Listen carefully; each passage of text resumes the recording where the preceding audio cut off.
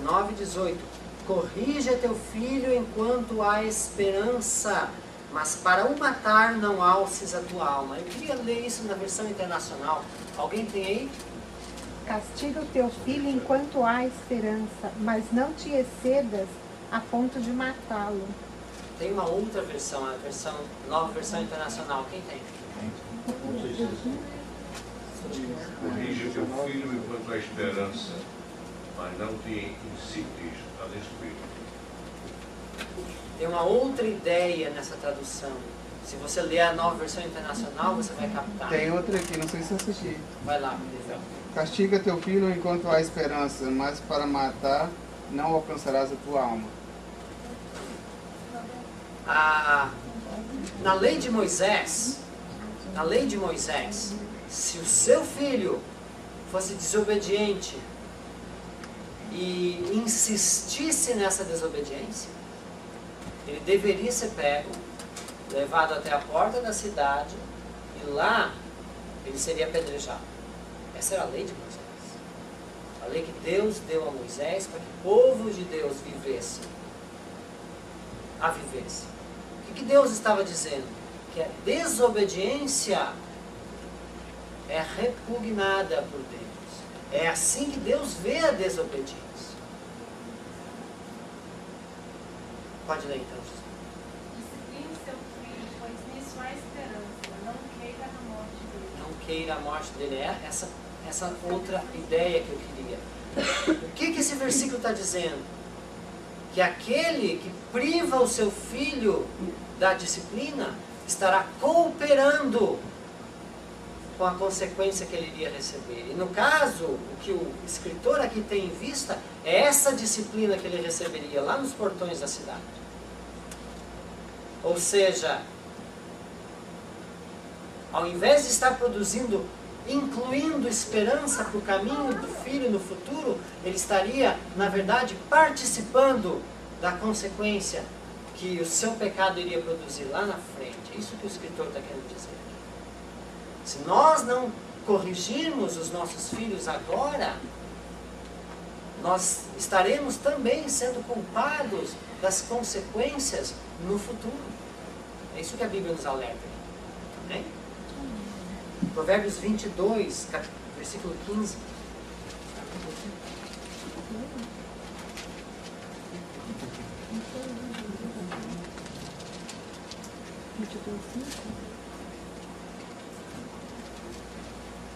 A estultícia está ligada ao coração do menino, mas a vara da disciplina a afugentará dele. Hein? Como é que diz a sua versão, Joselito? A insensatez está ligada ao coração da criança, mas a vara da disciplina a livrará dela. Amém. Talvez você encontre ainda outras traduções que dizem tolice. No inglês você vai ver a palavra foolishness. O que é esse sentimento? O que a Bíblia quer dizer aí é que essa é aquela rebeldia. Essa é aquela resistência aos caminhos retos, justos do Senhor. Essa é aquele vírus que o ser humano carrega dentro de si, de se rebelar com toda a autoridade e no fim contra Deus também. Aquela inclinação que o ser humano tem para o erro, para a rebeldia, para o orgulho, para o egoísmo. Então o que a Bíblia diz? Que quando nós usamos a vara, nós estaremos afugentando esse sentimento do seu coração. Okay? Então aí você percebe que o efeito da vara não é somente um comportamento agora, mas é os frutos desse comportamento no futuro. Amém? Provérbios 22, 6, versículo 6, no mesmo capítulo. Instrui o menino, e claro, quando nós lemos menino, está subentendido aqui menino e menina. Não é Né? menina, não.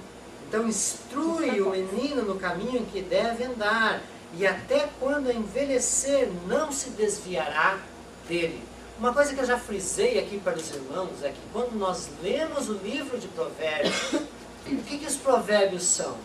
São sabedoria. sabedoria. O que a sabedoria nos ensina?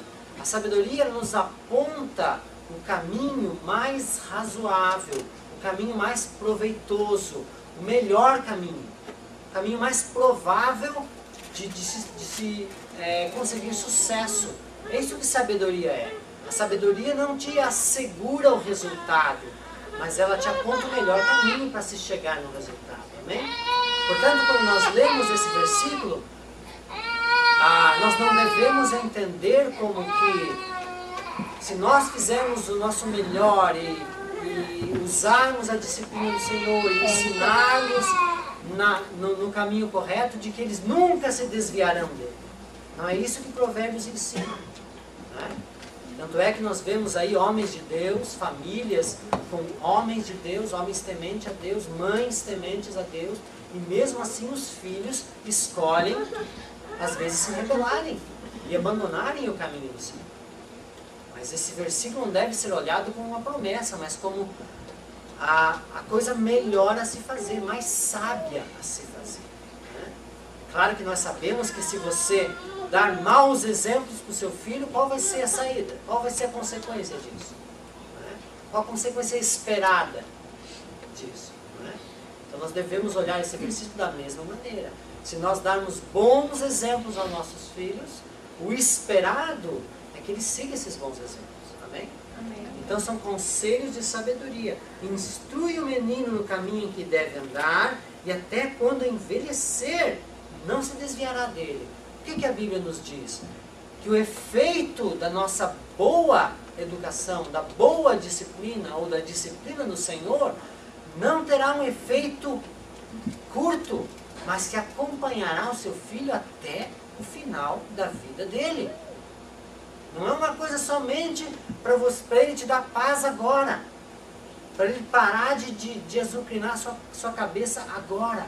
Mas é algo que ele vai fazer, que ele vai tirar proveito até o final da vida dele. É um ensinamento que vai ainda permear as suas decisões, a sua vida, quando ele estiver lá na idade adulta. Quando ele for ainda velhinho, ele vai se lembrar. Amém? Então, a disciplina que você dá ao seu filho vai ser útil para ele durante toda a sua vida. Amém? Provérbios 23, versículo 13 e versículo 14.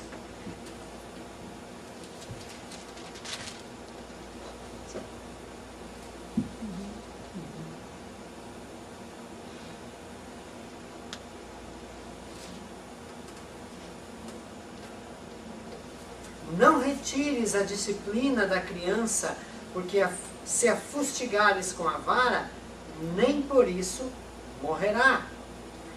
Tu a fustigarás com a vara e livrarás a sua alma do inferno. Uma grande preocupação que os pais têm, e eu entendo isso, é que o nosso coração se quebra na hora de disciplinar nossos filhos, não é verdade? Quando a gente vê eles chorando, é difícil você manter a pose, é difícil você se manter firme quando isso acontece. Mas nós precisamos ser firmes. Né? O que a Bíblia nos diz? Mesmo quando você disciplinar o seu filho, ele não vai morrer. Ele não vai morrer. E qual é a consequência disso? No versículo 14, você o quê? Livre do inferno. Salvará a sua alma do inferno. Salvará a sua alma do inferno. Então, outra coisa que nós temos que prestar atenção aqui é que a disciplina, quando ela é aplicada na criança, ela não tem um alcance somente para essa vida, ela tem um alcance para a eternidade. Então pense na importância disso, pai e mãe. Quando você estiver disciplinando o seu filho, lembre-se disso. Que a boa disciplina, a disciplina do Senhor, quando ela é efetuada corretamente, ela vai ter efeitos eternos na vida do seu filho. Eternos. E na verdade é esse o objetivo que nós temos que ter sempre em mente. Nós estamos aqui como pais para conduzir os nossos filhos à salvação. E a disciplina é essencial para isso. Essencial. Amém? Portanto, o efeito da disciplina também é espiritual, não é só físico. Você não vai controlar somente o comportamento do seu filho. Você vai estar dando para ele algo que lhe vai ser útil lá na eternidade.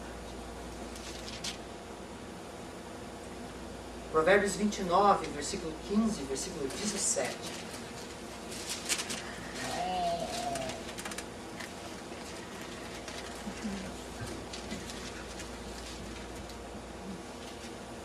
Versículo 15. A vara da correção dá o quê? Sabedoria. Mas a criança entregue a si mesma envergonha a sua mãe. E a seu pai também. E aos seus tios, e a sua família, e a sua igreja, e a sociedade. A criança abandonada a si mesma, ela envergonha-se a si mesma e a todos mais. Principalmente a sua mãe, né? Eu acho que é por isso que o escritor colocou aqui mãe. Que é a primeira que chora, não é? Portanto, a vara da disciplina, ela dá sabedoria. Ela dá sabedoria. Você quer um filho sábio? Ou você quer um filho tolo? Você quer um filho que seja levado pela tolice, que seja arrastado pelos maus pensamentos, pelas ideias vãs, pelos desejos desenfreados da juventude? Ou você quer criar um filho que seja sábio, que corra atrás do que é reto, do que é justo, do que é verdadeiro, do que é eterno? Use a disciplina. Use a disciplina. Versículo 17. Disciplina o teu filho e ele te dará descanso, dará delícias à tua alma. Querido, eu falei isso no domingo passado, que quando nós não disciplinamos o nosso filho com um chinelo hoje, no futuro, nem com um taco de beisebol você vai tirar aquele comportamento dele. Portanto, discipline o seu filho hoje com o chinelo, com a vara, e no futuro ele te dará descanso, ele te dará paz, ele te dará alegria. Amém? Não prive o seu filho da correção que ele precisa. Porque no futuro, você estará grato por isso. A disciplina hoje, enquanto ele é pequeno, te custa pouco, quando comparado com o custo da disciplina no futuro. Quando ele tiver 15, 16, 17, 20 anos de idade. A dor de disciplinar o seu filho, a dor do seu coração, eu digo, hoje, ela é pequena quando comparada com a dor que ele vai te causar no futuro. Ensine a ele hoje a responsabilidade. Ensine a ele hoje a verdade. Ensine ele hoje as consequências do erro. Porque no futuro ele será grato a você por isso. Amém? Portanto, nós percebemos então que quando a Bíblia fala de disciplina, ela não tem somente em vista o que ocorre dentro do seu lar, né? A bagunça, a desordem dentro da sua casa.